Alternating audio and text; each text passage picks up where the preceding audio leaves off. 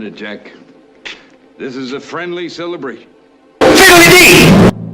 I don't much like the way you celebrate.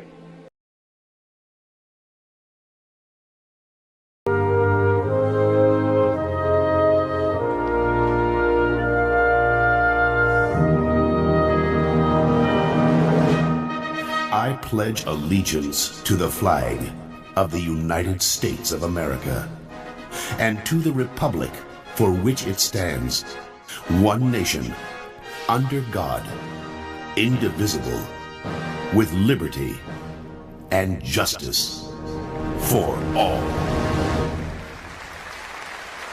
That would make two of us. Got two men. Yeah, We need two more. at least two more men. Every time I think of four men in America, I always think of 2.5 Men with Charlie Sheen. Anyway, got lots to talk about today. Yeah, I kind of wanted to continue our conversation about presidential power, et cetera, but we've got a couple other things we need to cover. First, I want to start out by asking everybody's 9/11 story, where they were on that day, and then after we talk about that a little bit, we'll get into the Charlie Kirk assassination. So I did find your article you sent, so I've got that ready to bring up here. Very interesting. Yeah, it's scary. Yeah, it is. It's it's just we've got our pastor sent out a message to the church yesterday and about the Charlie Kirk thing, and he he said there's just a lot of evil in the world now, and Christians need to be aware of it. As they I have saw through, two things. as they have through thousands of years, right? Right. Yeah, I just saw something that it says it's from the Homeland Security, and it says go armed. I just got something else that there's a active shooting at the Naval Academy. Oh goodness. Yeah, I haven't been able to follow up on that. That was just there. Yeah. This woman said her daughter was attending and sent her a text that they were locked down because of a shooter. There's a number of universities around the country that are all locked down too. I don't know if you've seen that. I did hear that, but they said some of them might be bogus calls, people. Yeah, fake calls or bomb scares and things like that. Yeah. So I did hear a little bit about that. Didn't hear about the Naval Academy. Also hearing that quite a few liberal people, let's call them, are being fired off some of their networks now for some of the stuff they're saying. Yeah, somebody's opened up a website where when somebody like a school teacher or a city councilman or something like that praises the death of Charlie Kirk, you send that into this place, and they're listing these out, and they're starting to already fire teachers. They've already fired 3 teachers in Florida. Yeah, I've heard that too, and they fired another one in Idaho, a teacher in Idaho that opened up her big mouth. Celebrated it, went to school with some kind of T-shirt on, and was celebrating his death. So I know these people are just, they've just gone off the deep end. There's no way to explain it. I mean, you just don't. You don't do that. You don't do that to a 32-year-old guy who always talked about anything, right? Yeah. He was willing to talk to anybody about anything. And he has two children. We first moved down here in 2021. A few months after we had moved, he came to the Villages the first time, and so we went to see his event, and he had just gotten married a couple of days before that. And he was, pretty happy about that. His wife, and he brought his wife with him, his new bride. So he hadn't, he's only been married 4 years now, right? Yeah. Yeah. They got a 3-year-old daughter and a 1-year-old son. Yeah, not very Yeah. old, for sure. There's Dr. Zack is on. I see him. Hello, Dr. Zack.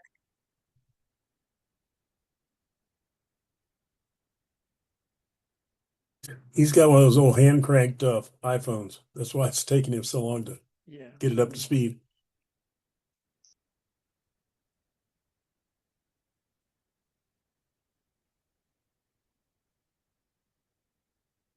Jeff's coming on.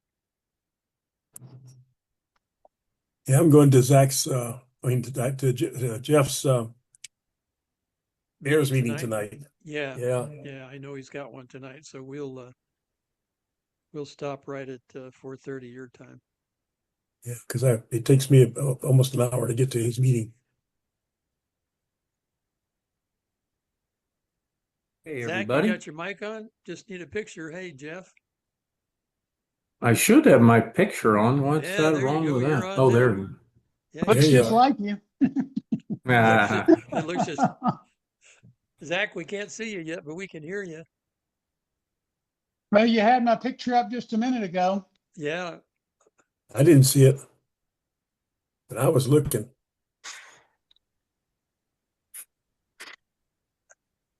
You're missing a beautiful sight. I know, which is breaking my our heart. loss, Zach. Our loss. They got electricity down there where you live? There's Zach. We got you now. Wearing a blue shirt. There you go. Good job. Oh yeah, we got that America shirt on. Great. Good job, Zach. So we're just waiting on Ken. Oh, there's Ken. Ken's here. So we're gonna have 5 men instead of 4 tonight. That's great. Big night. Hello, Ken Bennett. Hi, Don. Hi, guys. We Hey, got guys. Zach Taylor and we got Jeff and Paul and myself. So we got a whole crew tonight. And to let you all know, Don, we're already. your volume's quite low. Mine I hear is? everybody else much louder than you. Okay, let me get mine cranked up here. Hold on a sec.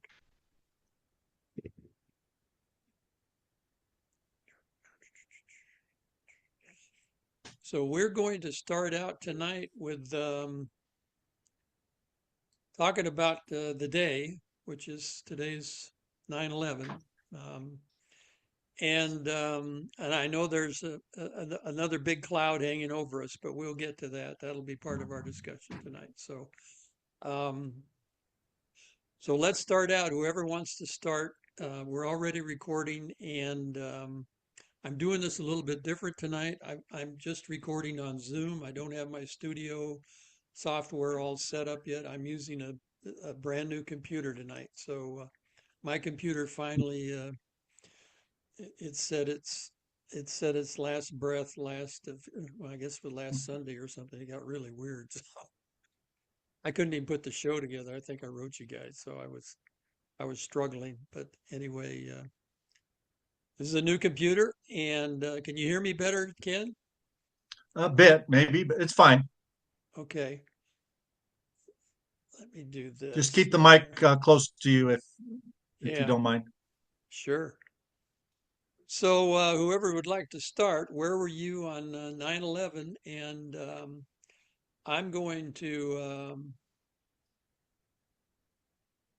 show you guys get you up here on the gallery and show you the picture I put together here.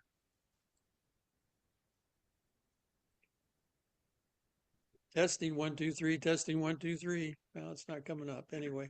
I put together a little background of the contrast between the old New York City and now the 2025 New York City with the new tower. So it's quite It's quite there different. for us. We can see Yeah, it. we see it. Yeah. So anyway, whoever wants to start, tell us where you were on that day and what you were doing, etc. Okay, I'll start. Go ahead, Paul. Mary Margaret and I were on a TDY assignment to Campinas, Brazil. And we woke up in the morning, and what we had was at 8 o'clock every morning, we had Portuguese lessons. We had a professora who came to our suite and taught us what she could about Portuguese. And if you've ever tried to learn Portuguese, it's kind of like French with an Italian accent. It's a strange little language.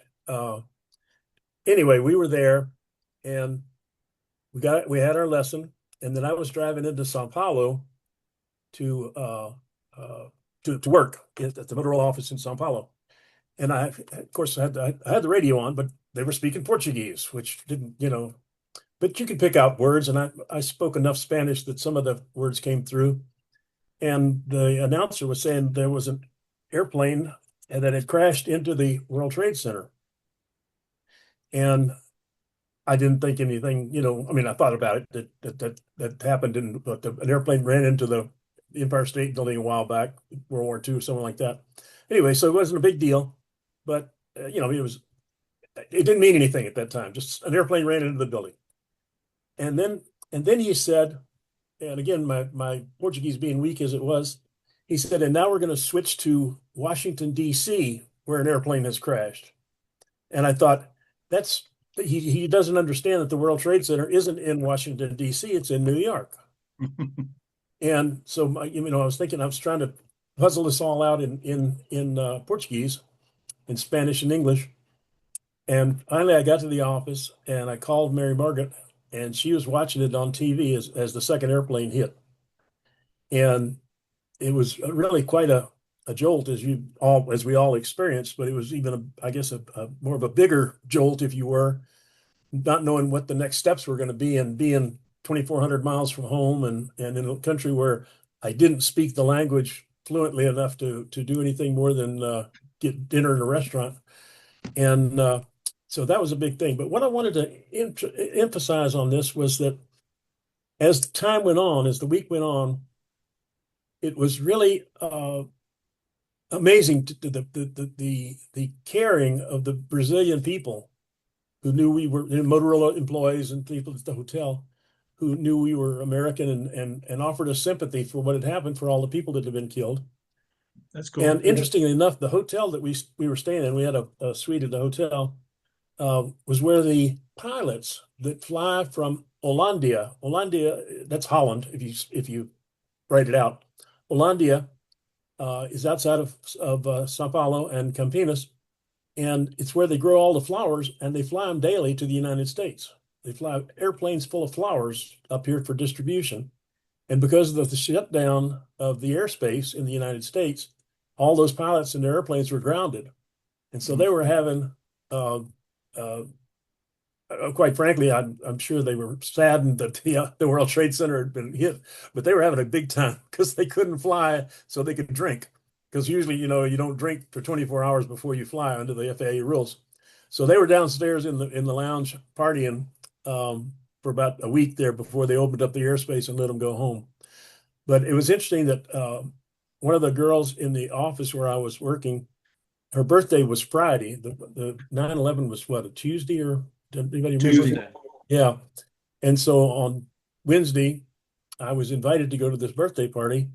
So I went and got a present for her. But on Thursday afternoon, I went over to her and I gave her the present and I apologized that we're not in a party mood right now. And she said she fully understood and appreciated that. So that was my experience of 9/11 in Campinas and Sao Paulo, Brazil. Interesting. Okay, next. Well, I guess I'll take a shot at it. Go ahead, Zack. Seeing Ken Bennett's smiling face inspired me. As it does all of us, Zach, as it does all of us. That's right. I happened to be at home. It was my day off. I was then a supervisory border patrol agent in Nogales. And I happened to be watching TV when it happened.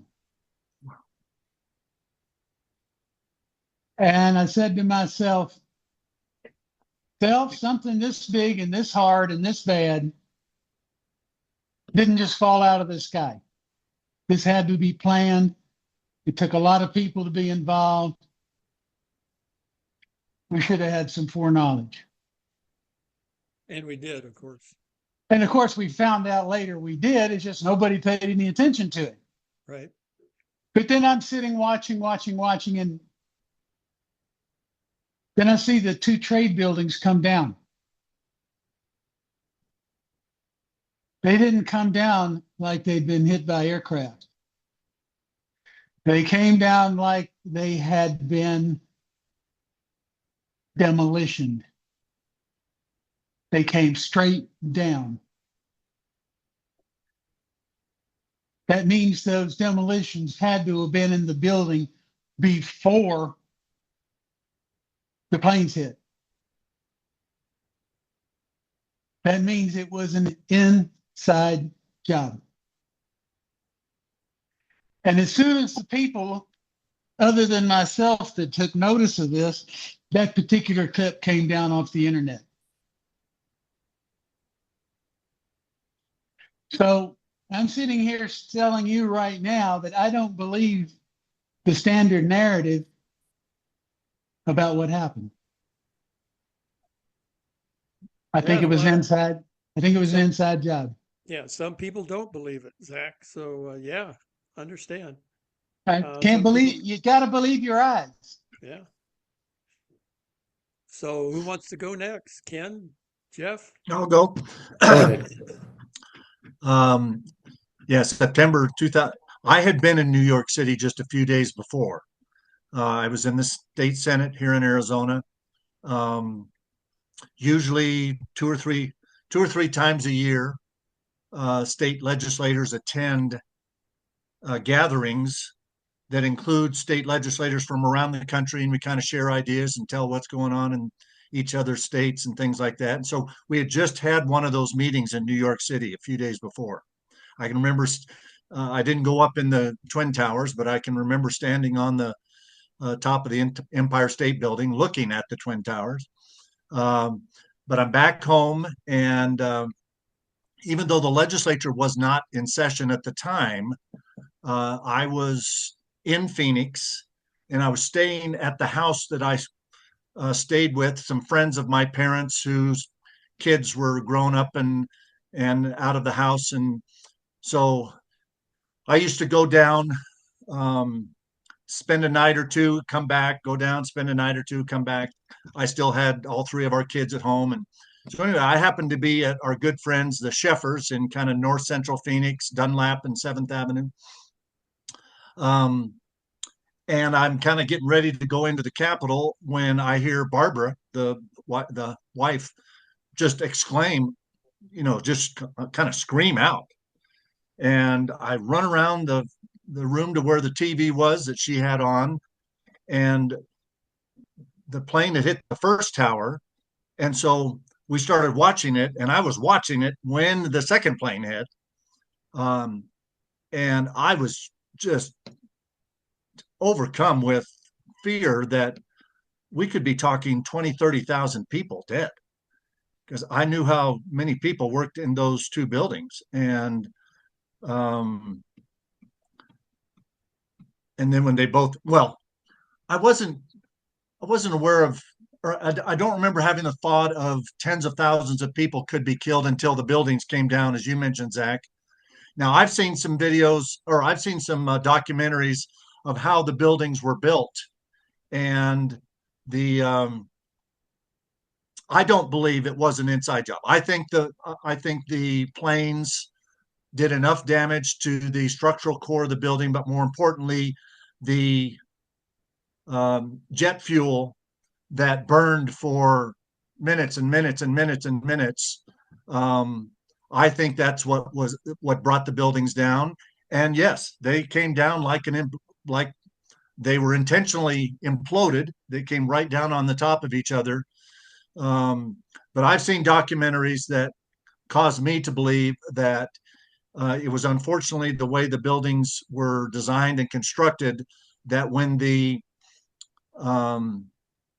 heat, the fireproofing on the metal girders inside the buildings, vertically and horizontally, that held up concrete floors, that as soon as one of those failed, when the fires continued to burn because of the jet fuel, and once one of the vertical structures failed because of the weight of the floors above it. And if you notice, as you, I'm sure, recall, the building hit second, came down first. And I think that was because that plane impacted on near one of the corners of the building, and it occurred several floors lower than the first one, and so there was more weight above the weak point. So I don't believe it was quote, and I'm not sure what Zack might mean by an inside job as to who's the inside, but I'd be fascinated to hear that someday. But I think it was just physics and evil. And but I can remember I got dressed and went down and gave blood, just to feel like I could do something. I just felt so helpless, standing there watching the two buildings be hit, and then hear about the Pentagon and a plane going down in Pennsylvania, and then the buildings coming. I felt so helpless that all I could do was go out and give blood. Did It's something. did any of you guys feel like think that we were under some kind of attack? That it was a coordinated attack? Nope. I did. Well, after the second plane hit, yes. Yeah, because everybody was kind of arguing and guessing about was it a coordinated attack? Was it an attack? What was going on after the first plane, and then when the second one hit, that kind of rang the bell of everybody that yeah, there's something to this. So go ahead, Jeff, tell your story. Well, I'm kind of intrigued. My big thing is not knowing how Building 7 came down. Yeah. Twin towers were both hit. And I've always found it a mystery. How did that other building come down? Which I don't know has ever been explained. And that's something we don't talk about much. So that's kind of interesting. But for me, I don't know, Paul, if you're coming to our heirs meeting tonight, but I'm going to go into more detail of my 9/11 story because I was with the SEAL team that eventually got bin Laden and teaching a tactical swimmers course to that particular team. And long story short, when the first plane hit, we weren't in the ocean at the time. It was a Tuesday morning, so we were still doing pool work. And a guy came in and said some idiot had, hit the towers on a plane, and everybody's just like, but when I don't know how much longer it was, but within an hour, I'm sure beepers started going off in the bleachers. And if you're at the highest level SEAL team and the beepers go off, something's going on. And so they got out of the pool, and of course, I have my own pity party because these guys had all signed up to make a difference and they knew where they were going. We had an inkling that they were going to the sandbox and swimming wasn't going to be a big part of that. But even so, they did get out that day when the beepers went off to get things ready. But we were back in the pool the next day. And so they had actually cleared the base of where this SEAL team is at of any non-essential people and didn't let them on. So they actually had to smuggle me in the back of the Suburban on Wednesday morning to get me on to continue training. So we did continue training not Tuesday, we were interrupted that morning, but all day Wednesday and all day Thursday. And then they shifted to other things on Friday. But I really thought that was interesting how they did get ready. They weren't called off like that day, and they finished up their training, even though none of them at that point really wanted to be doing tactical swimming. They did finish the training, and I have a lot of to me impactful, interesting memories and stories to tell of that time. But of course, that particular time is why I've done the last 24 and a half, 24 years like I have, because these guys were going down range to risk their lives to protect the Constitution and our way of life. And of course, I hadn't put myself in a position to do that, so I dedicated myself. If they're going to be protecting it abroad and we don't save it at home, what good is it? And so of course, that experience changed my life and is why I do what I do today. So Jeff, let me ask you a question. Sorry to interrupt, Ken.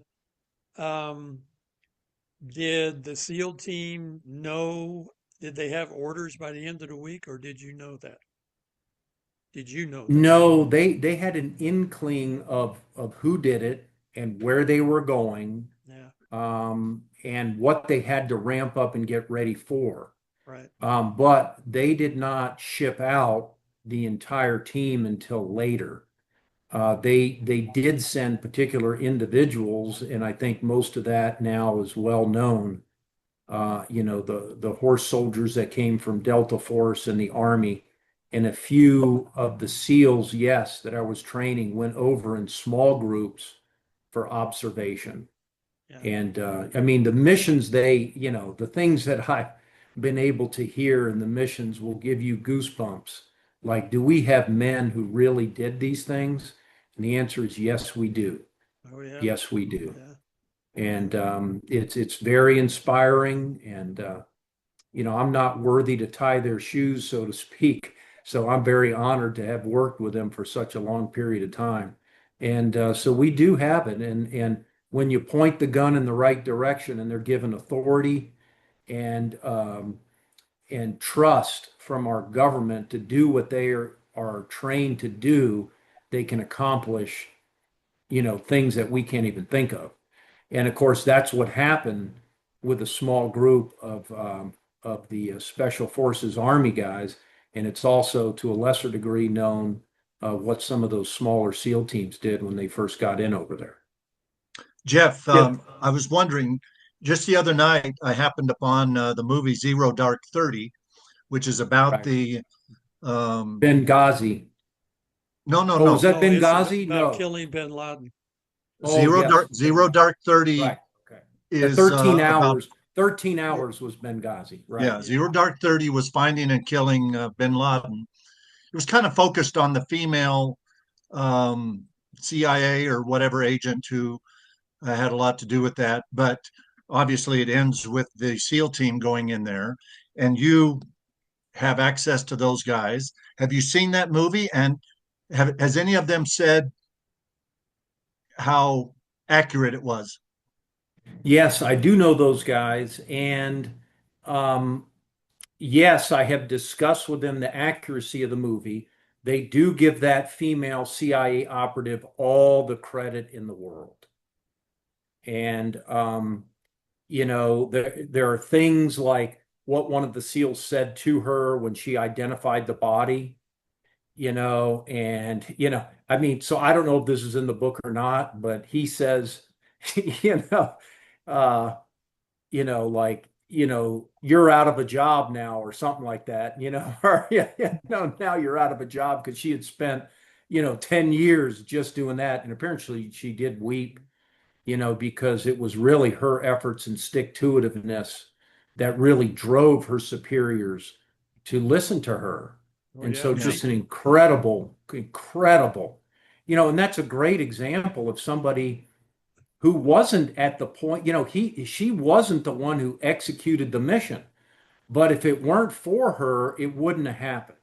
yeah. She located him and finally And through the all the intelligence and stuff and found him. And in the movie, Jeff, if you haven't seen it, they're on the helicopter going into to Islamabad or wherever he was in Pakistan, and the SEALs are joking about. One guy says that when I get out of here, I'm going to go. I'm going to read Tony Robbins' book. You should I, ask him sometime if that's true. well, Because I it was do really know a funny. couple things. I do know a couple things. Just recently, I met some buddies that were on the swim I did, and some of them were on that particular mission. And I believe it was like a 90-minute helicopter ride. So that's not a short ride. Yeah, And a certain amount of that time was in Pakistani airspace, and right, we didn't give them a heads up. And right. so, of course, we had these new helicopters. And by the way, these were new to the SEALs and to the pilots. Hmm. And so they were just like, oh my gosh, I don't get ready to be shot down at all times. But some of these guys were like laughing because a couple of them just fell asleep on the way over, like, some guy, others listening. Um, but when they hit the ground, the stories I've told, one of them crashed inside the compound. Yeah. And Yeah. they joked And about it. They before it crashed, they joked about it. And one guy looked at one of the other SEALs and says, "Have you ever been in a helicopter crash?"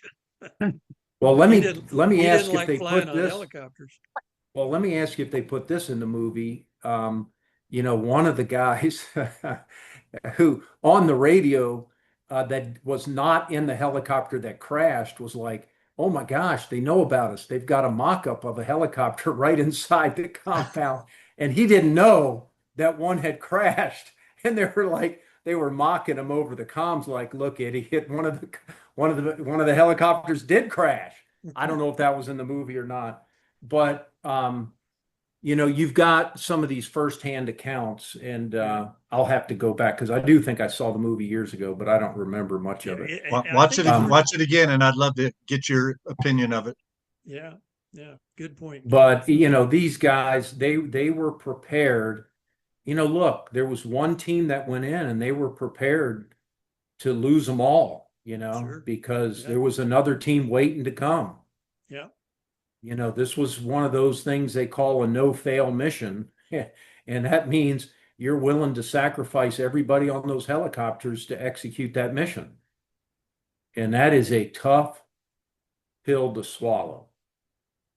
I don't think they should sacrifice the helicopter pilots. That's just Well, they got to get them out, right? everybody else. Yeah. Helicopter pilots. Then everybody right here. I always pray that for these guys, for these men that do these kind of jobs, the SEALs and the special forces and all, I always pray that the country does right by them in the end, right? That the country takes care of them when they're done, and seriously, because that's so important. And a lot of those guys, I don't know, there might even some be homeless now, but there are a lot of veterans that are homeless now that the country hasn't done right by them. So anyway, let me tell my little story. I was working for the elections department in Colorado Springs in 2000, helping put out voting machines and doing all that stuff you do to get ready for an election.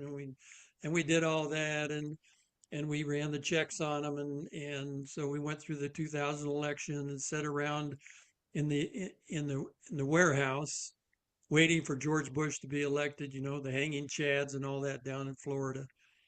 And I had put my resume into Raytheon in Tucson to go back to work as an engineer because I was pretty bored just outside of the engineering world. So I had accepted a job, and I started in January of 2001.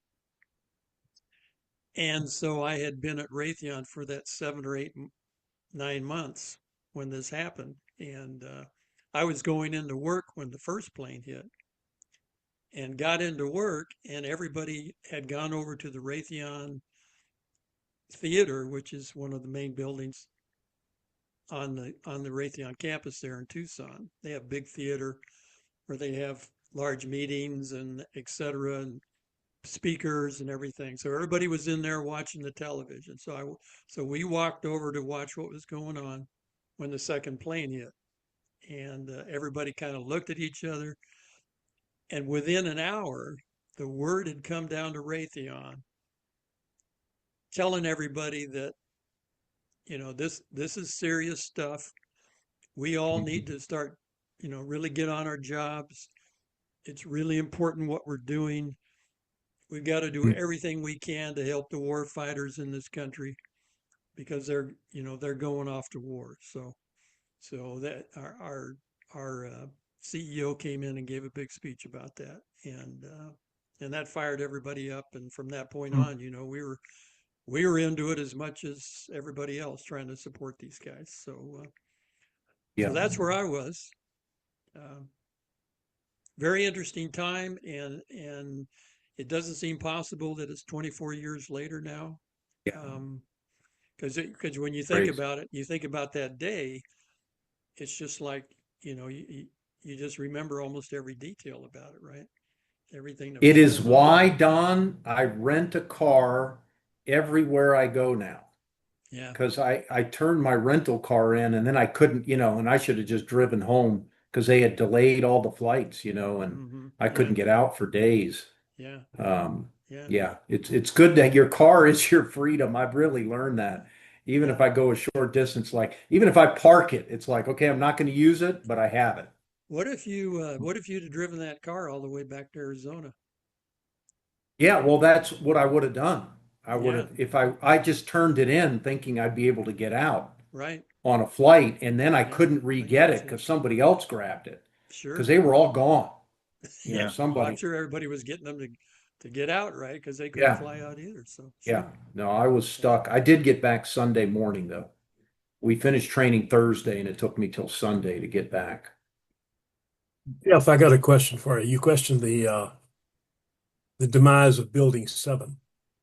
And Yeah, I've often wondered what caused it to go down, but there was also stories that in the bottom of Building 7 was a gigantic vault.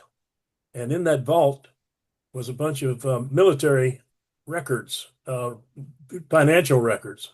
right. Yeah, I've And heard that. Yeah, and where all that the missing money was. yeah, there was a $3 billion shortfall in the Pentagon's treasury, and all those records would have been beneficial to find out where that money went. And all of a sudden, this building that had nothing to do with building 1 or 2 falls down. Just boom! It just falls down.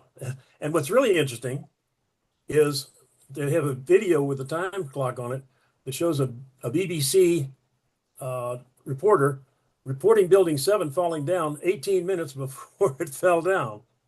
So these are the kind of things that sends Zack and I into parasitism, Well, paraplegisms, whatever. well, About there's what's going on. things I don't understand and don't know, and that is for sure. I know planes hit those towers, and I know they came down, and I know there were terrorists in there that did it. Now, so that's a fact. I believe that. And was there also something else going on? Well, look, with everything else that's happened since then, and the destruction of trust in our government, and learning everything else, my hairs go up. But the Building 7, I have never been able to logically figure out how that collapsed. I mean, it's almost like, you aim for something and then somebody else goes down, or it's So very difficult to I want find. to ask you guys a question about the most of these guys. I think the majority of the 10 were trained to fly in Arizona, right? Yeah, they were at Embry-Riddle.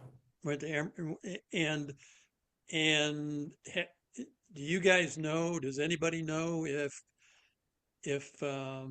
they've changed their whole curriculum to, if somebody comes in and says, I just want to know how to take off an airplane. I don't care how to land it. Does Yeah. that raise any flags now? I bet it does now. I think it does. I've got some friends that work out at Embry-Riddle. Now, one of them, the closest friend I have at Embry-Riddle is in weather. He's a weather engineering, not engineering the weather, but he is a Forecaster. weatherman and Yeah, teaches weather sure. Meteorologist. forecast. Yeah, meteorologist. Thank you. You've got an Embry-Riddle in Prescott, right? Yeah, Yeah. Yeah. yeah. Their two main facilities is one in Daytona Beach, Florida, and the other one's in Prescott. Right. So Actually, it's Vero Beach. oh, I'm sorry. Yeah, They call because they it. used to fly over my boat every morning. Okay. All right. Yeah, they're a big deal in Well, Prescott. look, some conspiracy theories, like I've had guys come up to me and say, oh, the bin Laden thing, it wasn't really him and all this kind of stuff, or Yeah, we didn't land on the extortion, moon either. extortion 1-7 that did get shot down in August of that same year, and people saying it was the same squadron and it was an inside and all this. Look, I know those people. It wasn't the same people. It was the same SEAL team. It was not the same squadron. It's not the same people. Okay. So a lot of these things, when people come to me with those, I'm like, no, because I know. Okay. On the other things, I don't know, and it's hard to explain. And Well, building seven, we've been talking about 24 years ago. Now let's go 24 hours ago. Yeah, yeah. yeah. Let's focus on the Charlie Kirk assassination. I know you guys were probably all shocked like I was Yes. when we first heard Well, I about the knew about shooting. 20 minutes before the rest of you knew because my son works at UVU, Oh, Utah Valley Oh, really? God. University. Yeah. Oh, wow. And I got the most panicked phone call from him probably within a minute of the thing happening. And I immediately turned on CNN and Fox, and it was a full 20 minutes before it started to Anybody had really? hit the airwaves. And Ryan was teaching. His office is in a building immediately next to where the shooter was. The shooter was on the low cell building, and Ryan's office is immediately adjacent to that building. And Ryan knew within a minute of the shooting because when people scattered out of that amphitheater area, many of them ended up just running into the building where he was.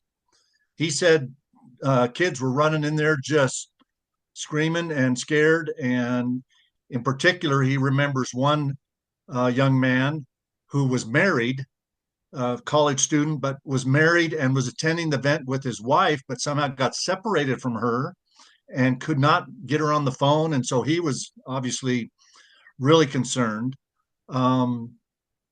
But Ryan knew right away. And then he also had some connections at the hospital where Charlie was taken. And I knew quite a bit before the rest of the world knew that he had passed away as well. So just very, very. And then when I saw a video that had been posted by somebody on X from very close distance, Which never should have been done.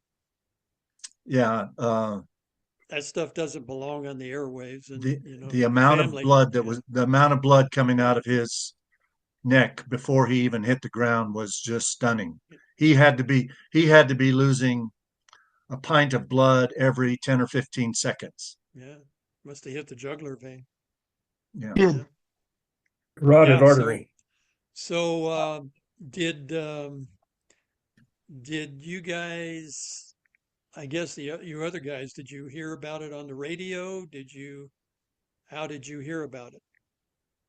I'm on a communications system called Signal on my phone through the Oath Keepers, and they sent the word out. I got it and went in to tell Mary Margaret about it, and she turned on the television, and they were just beginning to discuss it Talk about it. on cable TV. So well, to update everybody, what I heard this morning was that they have recovered a rifle in the woods near the campus. It said it was a Mauser, 30-06 Mauser, which is a pretty high caliber rifle, deer rifle.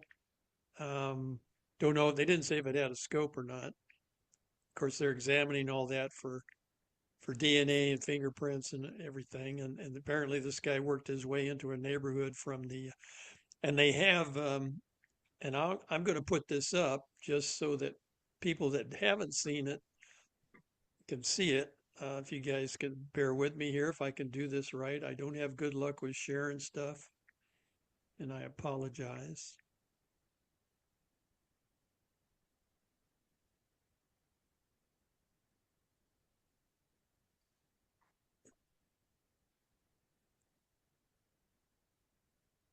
This is picture of the guy. Can you guys see that? No. We're seeing a black screen so far. It's a picture of the Suspect. can you see it? No, Zach? No. You guys don't see it, huh? no. Not yet. It's a picture of There we go. Okay, okay. now we got it. These are the pictures that the FBI released, apparently from some cameras. The left side looks like he's coming up a stairwell must have been a stairwell camera. The right side, I'm not sure about where that picture came from, but they got a bunch of camera angles on him, and they got the word out about him. And apparently, there's some other information that said that the ammunition, they found three rounds with the rifle, and the spent round was still in the chamber. And on the ammunition there was transgender writings or scribblings or something to do with transgenders. Interestingly enough, they said it was engraved. Yeah, that was verified by 3 or 4 different news agencies. So, Oh my gosh. yeah. So, there were some people at the event that were yelling and screaming at Charlie Kirk from the side. They were waving signs, and it was a transgender bunch or pro-transgender. My son was going to the event. He had classes that he taught at 10 o'clock and 11, and he was going to go over at noon. And then his supervisor asked him to come to a special staff meeting or something at noon. And so he had to agree to do that. Otherwise, he would have been at the event. But he said within a minute of the shooting, people started pouring into their building. And then not very much later, when the SWAT arrived, they came pouring into the building with guns out and telling everybody hands up in the air. And they secured the building that he was in. They told everybody to leave the campus because they were looking for this guy. Ryan and his superior, the director of the program that he works in, were the last 2 people in his building. And so he was the second to the last to leave because the director had been requested by FBI to provide the video cameras recordings that were in and around that building. Ryan said that when he exited the building to go to his car, he was suddenly in the midst of SWAT guys with rifles out and dogs, and he was literally surprised by these SWAT guys coming right at him. And I said, I can remember being on the phone with Ryan. I said, Ryan, do not run to your car. Yeah, don't. And he got in his car, and they let him go. And then we went on through the rest of what everybody else heard and saw. But very, very sad. They had the sheriff's department there, right? They had the Utah Department of Public Safety, and they had the FBI, and they had, I guess, is that in Orem, Utah? Is that where it is? Orem, Utah is a city just next to Provo. Most people know too, right? Yeah, most people know Provo, Utah. That's where Brigham Young University is. Right. But Utah Valley University is actually bigger than BYU. It looked like my son went there for a time also. Yeah. So yeah. And it's not a good look though, Ken, I gotta say. You know, you don't want that stigma on your university of being where, somebody like that went. And I do think with hindsight, with the police only having 6 officers assigned as security, and how many times do we have to learn that you check the high ground? Weren't they off-duty officers? They weren't. I don't know. I haven't heard that. I heard the police chief of Utah Valley University. He did the press conference with the Department of Public Safety director, a spokesman from the university, and then an FBI guy, and then the governor. I was very impressed with the governor's comment. Governor did a good job. Yeah. Yeah, he laid it on him. But obviously, in hindsight, 6 was not enough, and they said that Turning Point had some security people there, but the combination of 6 from the campus security and whatever Turning Point had was not enough. We've got to really step up our game as a society in using technology or AI or something to secure these open spaces better, Um, Yeah. I know that, for example, Prescott High School about a year ago just contracted with a new company that is using AI software to you plug it into the camera system of a school or a public facility, and it can tell when people are starting to, fight, when hands are being thrown like a fist fight or kicking, or if somebody goes down, or if a weapon is drawn. Um, I've been in some meetings with this company, and they donated their software to Prescott High School for the first year, and I think Prescott High School has renewed the contract to have it in place, because Prescott High School has a pretty comprehensive video inventory of cameras throughout the campus. But if you've got 25 screens and nobody's looking at them, it's not doing you any good. That's right. Well, the AI fills in, and the AI is constantly watching all 24 video cameras, and it can tell when somebody goes down. It can tell when somebody is starting a fight. It can tell when a weapon is drawn. It can tell. And so we need to really up our game as a society to use technology and tools like that to secure these public places. So One of the, let me one of the let me just criticisms, mention after President Trump was after the attempted assassination, after the guy was up on the roof and all the information that came out about the rooftop and all that, wouldn't you think that in any venue like that they would be very aware of rooftop? yeah, the question is, why didn't they use drones? They learned in the Butler assassination attempt that if they had used drones, they would have seen this guy up on the roof. Yeah. And they could have done the same thing here. That to me is malfeasance. And the other question I have is, do you guys know anything about a Mauser, 30-06 Mauser? It's a fairly Well, old weapon, Mauser, right? a Mauser is a World War II German Yeah. bolt-action rifle. You can't and it break comes it in- down, can you? It No, you doesn't can't break it down. down. Well, you I can mean, you can break any gun down to the stock and the barrel, but Yeah. this one the Mauser comes out of the factory as an 8 mm, which is a different cartridge. Yeah. And many hunters in America change it to a 30-06. You can change 30-06. out the barrel and make it a 30-06 because that cartridge is much less expensive here in the United States and But it maybe makes more you wonder. effective. Yeah, it makes you wonder how he got that gun up on the roof of that building. Yeah. Yeah. You know, I mean, I'm There's sure those pictures. I'm sure there's people asking that same question. And so, Well, to me, one of the ironic things, if you compare the shooting where the president was hit in the ear and the shooting here, 6 inches either way. Right. That's And right. Trump is dead. Trump is dead, and Charlie is a near miss.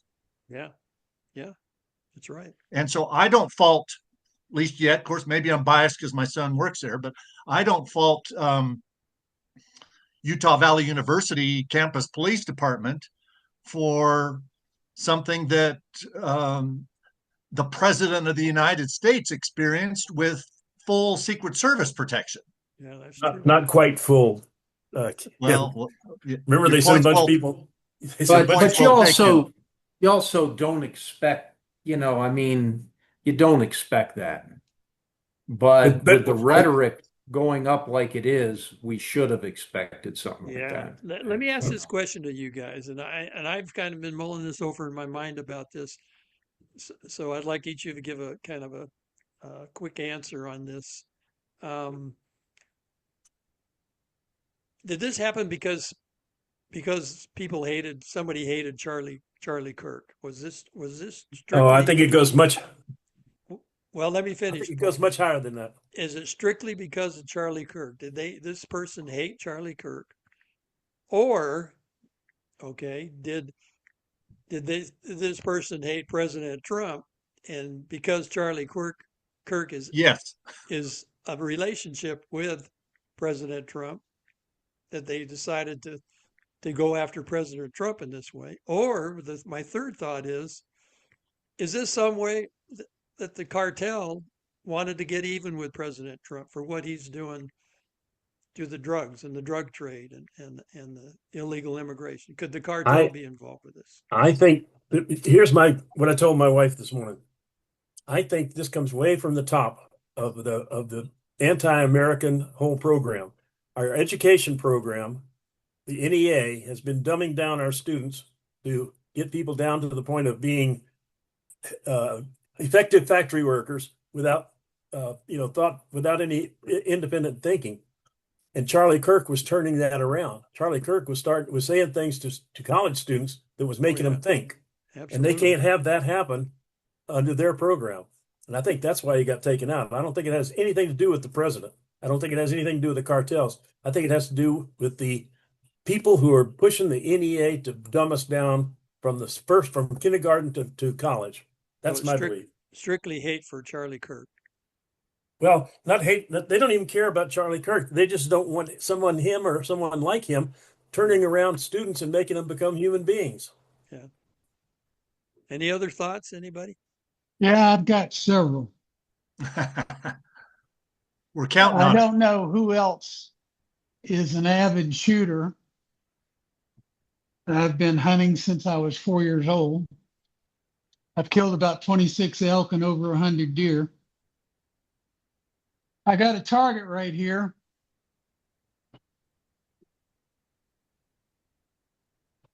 There's 4 shots at 100 yards in less than half an inch. Here's an out of the box 30-06, 4 shots at 100 yards, sighting in a scope, less than an inch. That translates into a postage stamp at 200 yards. The Mauser Action is still in production. It's made by Fabrique Nationale in Belgium. Browning uses it in some of their rifles. So it depends on who made the rifle and what caliber it is. The ones that Fabrique Nationale sells, most of them are 30-06 caliber. Most scopes today at 200 yards will reflect 10 power magnification. I suspect that there's a possibility that this person, now, I still get the jitters when I see a 6x6 elk bugling right in my face, and I get a little bit of what you call stage fright. But to shoot somebody at 200 yards with a scope-sighted 30-06, I think there's a possibility he would hit what he was aiming for to disable him enough to distract people taking care of Charlie while he was making his getaway. Is there an airport near the campus? Yeah. Provo, Okay. about 10 to 12 minutes away in Provo, which is right next to Orem. I'm thinking whoever did this, and I'm a competitive shooter, and as close as you can get to real life shooting something that bleeds and breathes is shooting under competitive pressure. This was no ordinary shooter. I think he shot him in the neck on purpose. I think that good chance that he knew that that would take up the attention at the site and give him a break to get away. That he ran through the woods in a neighborhood means he knew where he was going. Yeah, he'd scoped it all out. Now, the stuff on the writing on the cartridges and this, that, and the other, this is about the 3rd time that kind of narrative has been floated. It could be a false flag. Absolutely. Yeah. Okay, now what I'm telling you is whoever pulled the trigger knew exactly what he was doing, and he was doing it for someone. Body. Yep. Well, I Zach, don't this will think be we've got- interesting. We've got some because I'll- co-conspirators. Yeah, Go ahead, Zack. that'll be interesting, and I'd love to be wrong, but we're going to find out. But here's my prediction, Zach. You are probably right, and I will defer. But I had a different thought. I am a shooter, and I don't think he's a professional. And I think if you're a right-handed shooter with a pistol, or a rifle like this, if you shoot, depending on how you squeeze the trigger, you're going to go down to the right or down to the left. If you're a pistol right-handed shooter and you use the three amigos and extra squeeze those three fingers, it's going to go down and to the left. And if you're not experienced with a rifle as much as you should be, I think he was going for a headshot, and he was nervous and got those extra three fingers involved and shot low to the left. And so I don't think he was as an experienced shooter. I don't think he was going for the neck. I think he was going for the head. And I think it was a semi-lucky shot by somebody who had some experience, but he used the three amigos and hit low to the left. And it'll be interesting to find out. Let's put it that way. Have you guys heard if Charlie Kirk had a vest on? Didn't look like it. I've seen a video. I've seen a video where somebody claims that the video shows the bullet hitting the top of a vest of some kind, bulletproof vest, and then ricocheting up into his neck area. But I haven't watched it, and I know that just before he walked up on the podium and sat down, he was throwing hats out into the audience. Yeah, I saw. And he was wearing a white T-shirt. It had freedom. Had one word on it, freedom, across the front.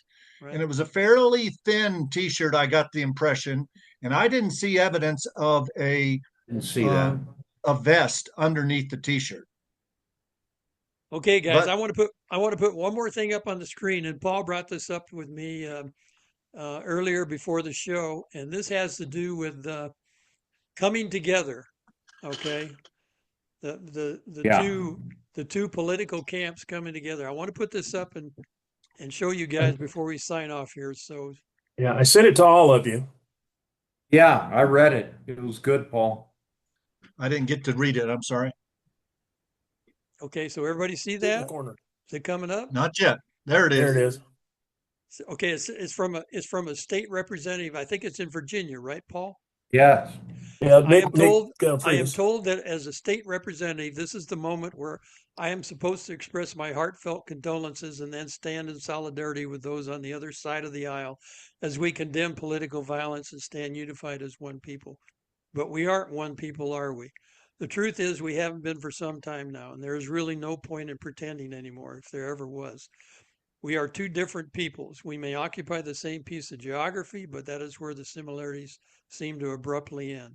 I convinced myself for a long time that whenever the left called me a racist, a bigot, a sexist, a fascist, a threat to democracy for even the most innocent of disagreements, that it was simple hyperbolic rhetoric done for effect. And now the effect is a widow and two orphan children because the left couldn't bear the thought of a peaceful man debating them and winning.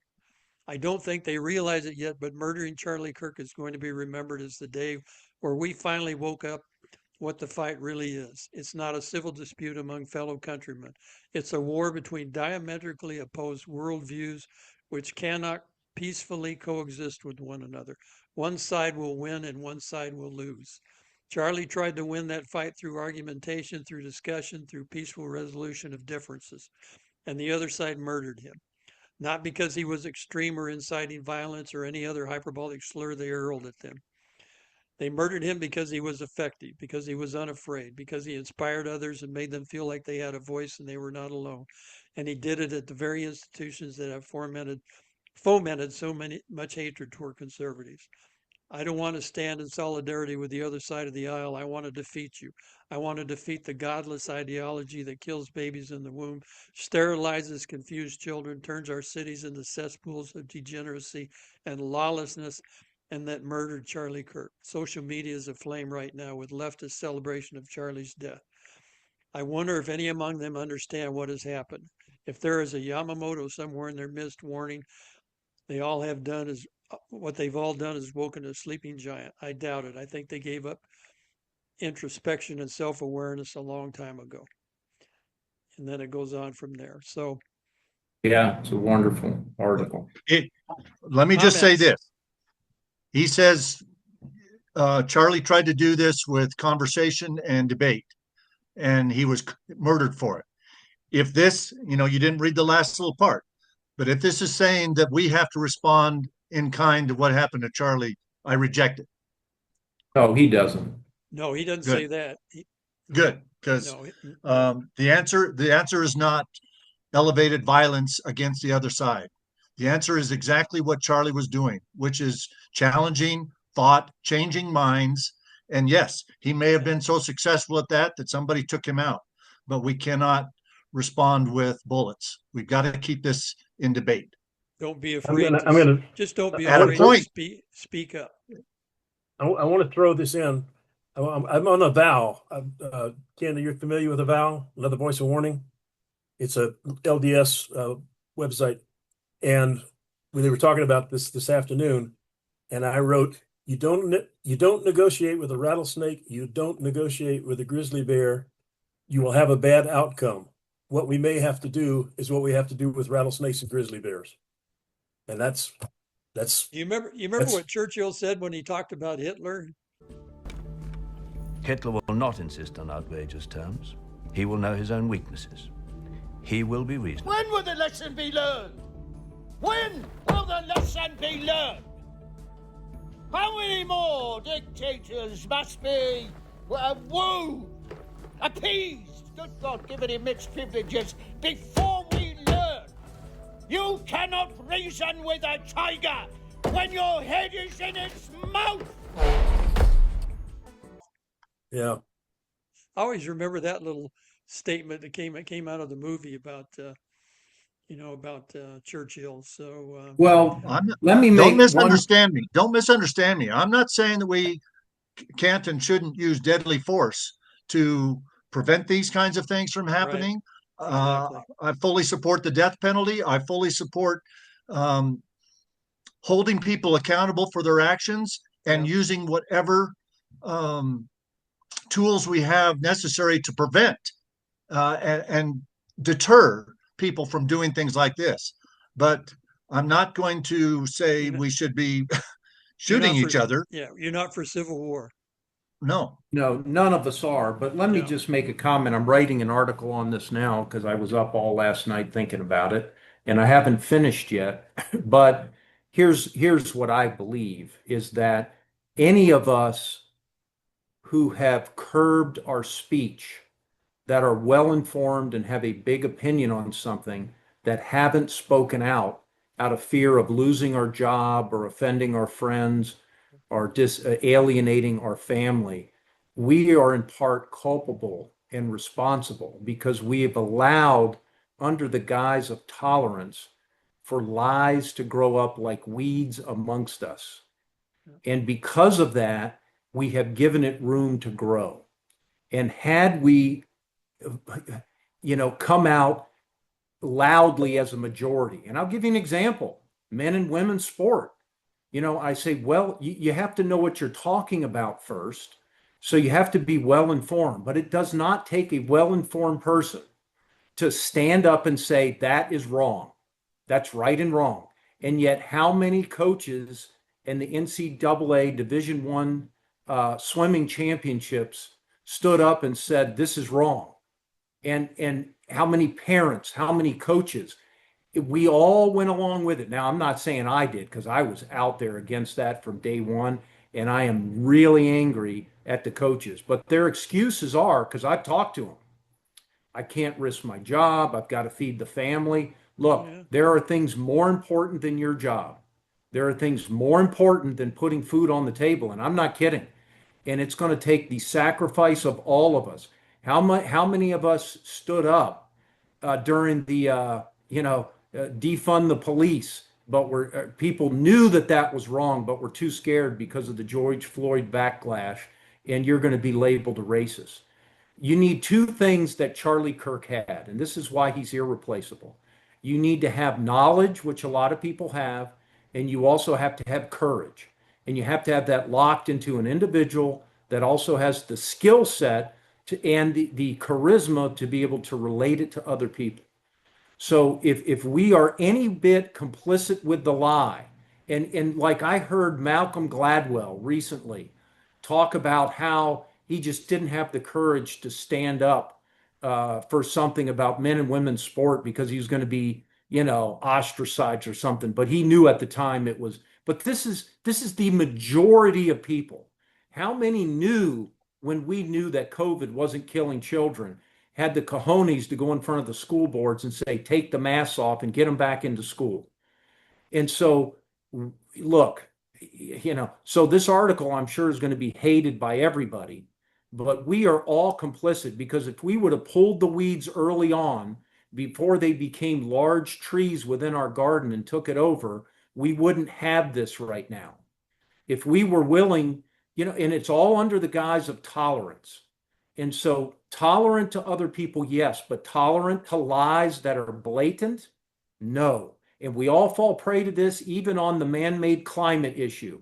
And people are afraid because everybody, these people, we have to do all these things. No, become informed about these things and know what you're talking about. And if you do, have the courage to do what's right, let whatever consequence comes about, come about. And so this may not come across to our listeners very charitable, but we are also part of the problem. Us. Look in the mirror, because if you don't speak out when you feel strongly about something and are educated in that opinion to save your job or whatever else it is, we're complicit in not weeding the garden. And when we say, what happened to all the fruit? You know exactly what happened to the fruit. Yeah, it's a question of, speaking out, being right. And, we all know that as Christians, you're under attack every day. Christians have been under attack for thousands of years. So, But I wanted to bring that up because there's things you don't have to go to guns, but you got to stand up and be courageous and speak out. And not many do. No, I agree. And Charlie Kirk carried the water for too many. Yeah. Did you guys watch people need to start carrying their own water? Did you watch the video I sent you of Pastor Furrow from Tucson Calvary? He did a tribute to Charlie Kirk on his at his sermon last night, Wednesday night. That's wonderful. You should watch it because he really gets into it, right? And he talks exactly what you just talked about, Jeff, about men's. Well, I'm going to give a sermon tonight at my meeting. How wrong that is, how wrong it is. And he says we have to protect our children from this. He says we dodged a big bullet last fall when we elected Donald Trump. And he says, and I'm not going to lie to any of you. You all know this. I don't normally talk about this on the pulpit. Yeah, I voted for Donald Trump because he doesn't want men in women's sports. So. Well, if we can't be brave enough to speak about that as a society, what can you talk about? Yeah, or as faith leaders, right? Or as Christians, we have to talk about that. We need to wake up as a people. Well, you have a meeting tonight, I know, Jeff. You mentioned it. I was going to mention that beforehand. There's an Heirs to the Republic meeting tonight. So I will let you guys go. Any final comments? Anybody? You all. Thank you guys for joining. My final comment is God bless America. God bless America. Sir. Right, Ken. Yeah, this has been and God bless and watch over Erica and his children. Yeah. Yes. And I was thinking just this morning, I said, boy, we're gonna remember Charlie Kirk the day that he died the rest of our lives, because it's the day before 9/11, right? I mean, my mom's birthday. Forget 9/11. Yeah, no kidding. So anyway, yeah, God bless America. God bless you guys. Thank you all for coming on. Take care. Appreciate it very much. We will see you all next week on 4 Men in America. Thank you. Good night.